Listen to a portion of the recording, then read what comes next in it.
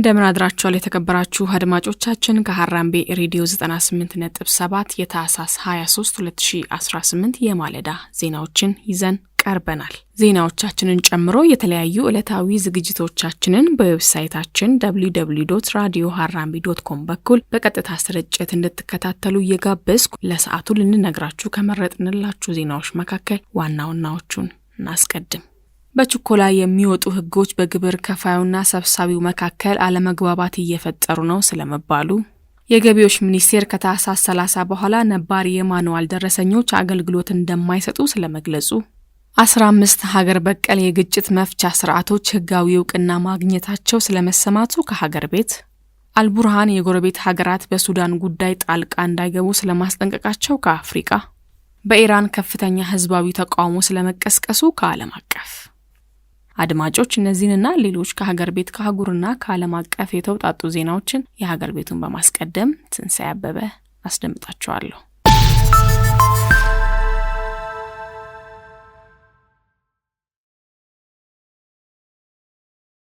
በችኮላ የሚወጡ ህጎች በግብር ከፋዩና ሰብሳቢው መካከል አለመግባባት እየፈጠሩ ነው ተባለ። በግብር ስርዓቱ ላይ አዳዲስ ህጎች በቂ ዝግጅት ሳይደረግባቸው በጥድፊያ መውጣታቸውና ተግባራዊ መደረጋቸው በግብር ከፋዩና ሰብሳቢው መካከል አለመግባባት እየፈጠሩ መሆኑ ተገልጿል። በተጨማሪም የገቢዎች ሰራተኞች በህጉ ላይ ያላቸው ዕውቀት አናሳ መሆኑ በታክስ ስርዓት ላይ ክፍተት እየፈጠረ መሆኑም ተመላክቷል። ከተለያዩ የግል ዘርፍ የተውጣጡ አካላት በታክስ ስርዓት ላይ ያላቸውን ቅሬታ የአዲስ አበባ ንግድ ምክር ቤት ታህሳስ 20 ቀን 2018 ባዘጋጀው መድረክ ላይ አቅርበዋል። በመድረኩ ከተነሱት ጥያቄዎች መካከል አዳዲስ ህጎች በጥድፊያ መውጣት፣ የገቢዎች ሰራተኞች ለህጉ ያላቸው ግንዛቤ ማነስና የህግ አተረጓጎም ችግሮች ይገኙበታል። የአዲስ አበባ ገቢዎች ቢሮ ምክትል ኃላፊ አቶ መሐመድ አብዱራህማን የሚወጡ ህጎች በተገቢ ሁኔታ የመረዳት ችግር መኖሩን ገልጸው ችግሩን ለመፍታት የሰራተኞችን አቅም ማሳደግ በማስፈለጉ ራሱን የቻለ የስራ ክፍል መቋቋሙን ገልጸዋል። የአዲስ አበባ የንግድና ዘርፍ ማህበራት ምክር ቤት ፕሬዝዳንት በበኩላቸው ከቅርብ ጊዜ ወዲህ በሀገሪቱ የሚታዩ የመልካም አስተዳደር የተቋማት ቅልጥፍናና ቅንጅት አለመኖር ስራን በዘላቂነት ለማካሄድ እንቅፋት መሆኑን ምክር ቤቱ ያምናል ብለዋል። የኢንቨስትመንት ከለላና የህግ የበላይነት ሊኖር የሚችለው ተቋማት ጠንካራ ሲሆኑና መልካም አስተዳደር ሲሰፍን መሆኑን ገልጸው የግሉ ዘርፍም በኃላፊነትና ህግን ተከትሎ እንዲሰራም አሳስበዋል።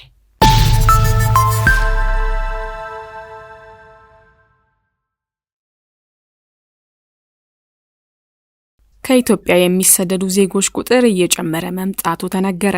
ከኢትዮጵያ የሚሰደዱ ዜጎች ቁጥር እየጨመረ መምጣቱ የተነገረ ሲሆን በዚህም በየሳምንቱ በአማካይ 850 ኢትዮጵያውያን በየመን ድንበር አቋርጠው ወደ ሳውዲ ሊገቡ ሲሉ እንደሚያዙ የዓለም አቀፉ የስደተኞች ድርጅት አመላክቷል። በተለይም በድንበር መውጫዎች በኩል ወደ ውጪ የሚሰደዱ ዜጎች ቁጥር በከፍተኛ ሁኔታ እየጨመረ መምጣቱን ዓለም አቀፍ ሪፖርቶች አመላክተዋል። ስደተኞቹ በዋናነት በመተማ በገላፊና በደወሌ የድንበር በሮች እንደሚወጡ ሪፖርቱ የገለጸ ሲሆን ጅቡቲን አቋርጠው በየመን በኩል ወደ ሳውዲ ለመግባት በሚያደርጉት ጉዞ ለህገ ወጥ አጋቾችና ለተለያዩ አሰቃቂ አደጋዎች እንደሚያጋልጣቸውም የቲግቫ ኢትዮጵያ ዘገባ ያመላክታል። ሪፖርቱ አክሎም መንግስት ዜጎች በህጋዊ መንገድ እንዲሰማሩና በተለያዩ አስቸጋሪ ሁኔታ ውስጥ ያሉትን ወደ ሀገር የመመለስ ጥረት እያደረገ ቢሆንም አሁንም በየቀኑ በሺዎች የሚቆጠሩ ዜጎች በአደገኛው መስመር ስደትን መምረጣቸው ጉዳዩን አሳሳቢ አድርጎታል ብሏል።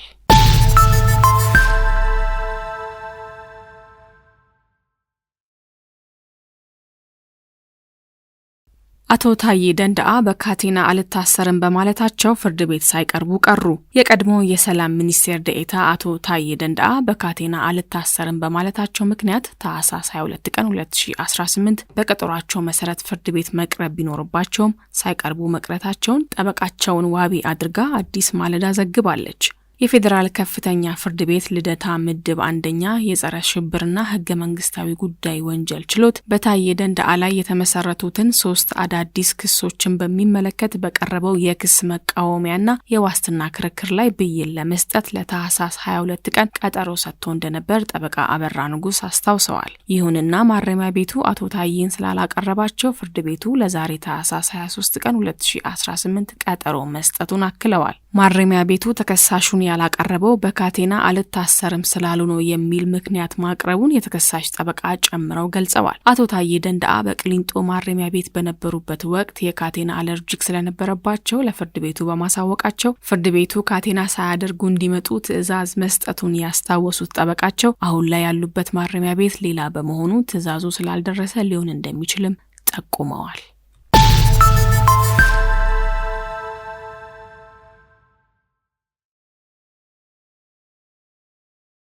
የገቢዎች ሚኒስቴር ከታህሳስ 30 በኋላ ነባር የማኑዋል ደረሰኞች አገልግሎት እንደማይሰጡ ገለጸ።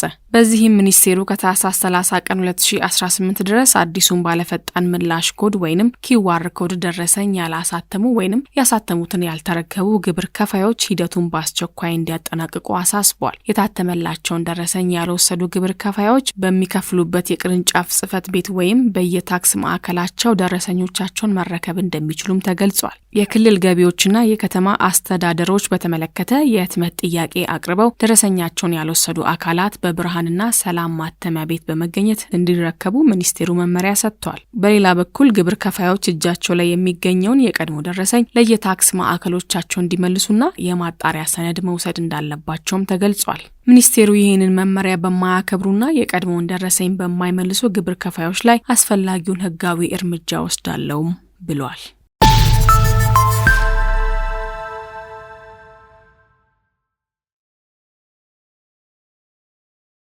15 ሀገር በቀል የግጭት መፍቻ ስርዓቶች ህጋዊ እውቅና ማግኘታቸው ተሰማ። የክልሉ ምክር ቤት በአማራ ክልል ለሚገኙ 15 ሀገር በቀል የግጭት መፍቻ ስርዓቶች የህጋዊ እውቅና ማረጋገጫ መስጠቱ ተሰምቷል። በማህበረሰቡ ዘንድ የሚታወቁትና ህጋዊ እውቅና የተሰጣቸው የግጭት መፍቻ ስርዓቶች በክልሉ በሚገኙ ከ4000 በላይ ቀበሌዎች ላይ በስፋት ተግባራዊ እንደሚደረግም ተጠቁሟል። የአማራ ክልል ጠቅላይ ፍርድ ቤት ፕሬዝዳንት አቶ አለማንተ አግደው እንደገለጹት ለነዚህ ስርዓቶች እውቅና መስጠቱ የሀገር ሽማግሌዎች የሚሰጧቸው ውሳኔዎች ህጋዊ ተቀባይነትና አስገዳጅነት እንዲኖራቸው ያስችላል ብለዋል። የግጭት መፍቻ ሂደቶቹ የዳኝነት አገልግሎት የሚሰጡ በመሆናቸው ተጠሪነታቸው ለክልሉ ጠቅላይ ፍርድ ቤት መሆኑንም ፕሬዝዳንቱ ገልጸዋል። ክልሉን ጨምሮ በኦሮሚያና ሌሎች የሀገሪቱ አንዳንድ ክፍሎች መሰል የግጭት አፈታት ዘዴዎች ተግባር ላይ እየዋሉ መሆናቸው ይታወቃል።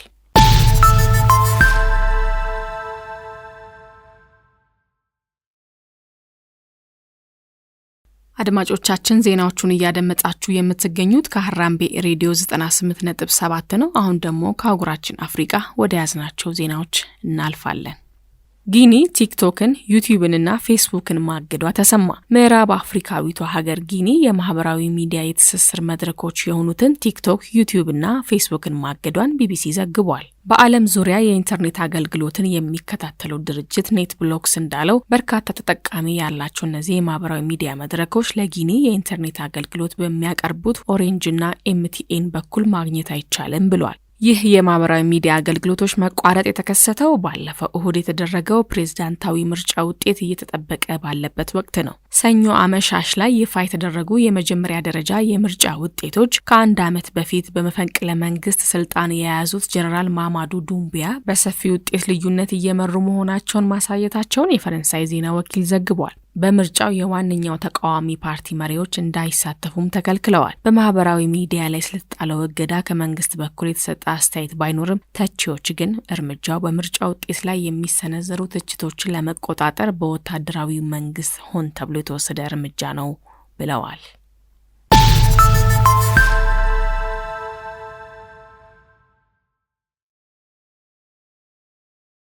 አልቡርሃን የጎረቤት ሀገራት በሱዳን ጉዳይ ጣልቃ እንዳይገቡ አስጠነቀቁ። የሱዳን ወታደራዊ ኃይል በኢትዮጵያ አዋሳኝ አካባቢ ለጥቃት አድፍጧል ያለውን የፈጥኖ ደራሽ ኃይል ለማጥቃት ዝግጁ መሆኑን የገለጹት የሱዳን ሉዓላዊ ምክር ቤት ሊቀመንበርና የወታደራዊ ኃይሉ አዛዥ አብዱል ፈታህ አልቡርሃን ኢትዮጵያን ጨምሮ ሌሎች የጎረቤት ሀገራት ጣልቃ እንዳይገቡ ማስጠንቀቃቸውን የዶቼ ቬለ ዘገባ ያሳያል። ካርቱም ድንበሮቿን የማስጠበቅ መብቷ የተጠበቀ መሆኑን የገለጹት አብዱል ፈታህ አልቡርሃን ጎረቤት ሀገራት በሱዳን ጉዳይ አቋማቸው መፈተሽ ይጠበቅባቸዋል ሲሉም ተናግረዋል። ባለፈው ሳምንትም የተባበሩት መንግስታት ድርጅት የጸጥታው ምክር ቤት እየተባባሰ ባለው የሱዳን ጦርነት ስጋቱ ወደ ኢትዮጵያና ሌሎች ሀገራት እንዳይሰፋ እንደሚያሳስበው ማስታወቁ ይታወሳል።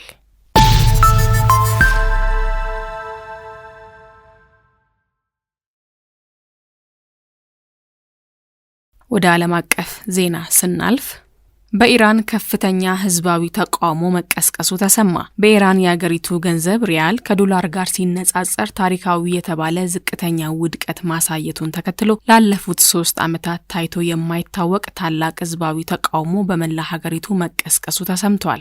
የኢራን ሪያል ዋጋ በከፍተኛ ሁኔታ እያሽቆለቆለ ይገኛል የተባለ ሲሆን በአሁኑ ሰዓት አንድ የአሜሪካ ዶላር በ42125 የኢራን ሪያል እየተመነዘረ ይገኛልም ተብሏል። ይህን ተከትሎም በዋና ከተማዋ ቴህራን የሚገኙ የሞባይል ስልኮች መሸጫ ማዕከላትና ታሪካዊው የግራንድ ባዛር ነጋዴዎች ሱቆቻቸውን በመዝጋት አደባባይ መውጣታቸው ተነግሯል። የኢኮኖሚ ቀውሱንና ህዝባዊ ቁጣውን ተከትሎ የኢራን ማዕከላዊ ባንክ ገዢ መሐሙድ ረዛ ፋርዚን ስልጣናቸውን መልቀቃቸው ተሰምቷል። በቴህራን፣ ኢስፋሃን፣ ሺራዝና ማሽሃድ ከተሞች የተቃውሞ ሰልፎች የቀጠሉ ሲሆን ፖሊስ ሰልፈኞችን ለመበተን አስለቃሽ ጭስ እየተጠቀመ መሆኑ ተዘግቧል። ይህ ተቃውሞ በፈረንጆቹ 2022 ከማህሳ አሚኒ ሞት በኋላ የተነሳውን ትልቅ አመጽ የሚያስታውስ ሲሆን አሁን ግን የኑሮ ውድነቱና የኢኮኖሚ ቀውስ ህዝቡን ክፉኛ አስቆጥቶታል። አድማጮቻችን ዜናዎቹ አብቅተዋል። ከመሰናበታችን በፊት የነገርናችሁን የዜና ርዕሶች እናስታውሳችሁ። በችኮላ የሚወጡ ህጎች በግብር ከፋዩና ሰብሳቢው መካከል አለመግባባት እየፈጠሩ ነው ስለመባሉ፣ የገቢዎች ሚኒስቴር ከታህሳስ 30 በኋላ ነባር የማኑዋል ደረሰኞች አገልግሎት እንደማይሰጡ ስለመግለጹ፣ 15 ሀገር በቀል የግጭት መፍቻ ስርዓቶች ህጋዊ እውቅና ማግኘታቸው ስለመሰማቱ ከሀገር ቤት፣ ጊኒ ቲክቶክን፣ ዩቲዩብንና ፌስቡክን ማገዷ ስለመሰማቱ፣ አልቡርሃን የጎረቤት ሀገራት በሱዳን ጉዳይ ጣልቃ እንዳይገቡ ስለማስጠንቀቃቸው ከአፍሪካ፣ በኢራን ከፍተኛ ህዝባዊ ተቃውሞ ስለመቀስቀሱ ከዓለም አቀፍ። አድማጮቻችን ለሰዓቱ የያዝናቸው ዜናዎች እነዚህን ይመስሉ ነበረ። ዜናዎቻችንን ጨምሮ የተለያዩ ዕለታዊ ዝግጅቶቻችንን በዌብሳይታችን www.radioharambe.com በኩል በቀጥታ ስርጭት እንድትከታተሉ እየጋበዝኩ ከቀሪ የሀራምቤ ሬዲዮ ዝግጅቶች ጋር መልካም ጊዜ ይሁንላችሁ።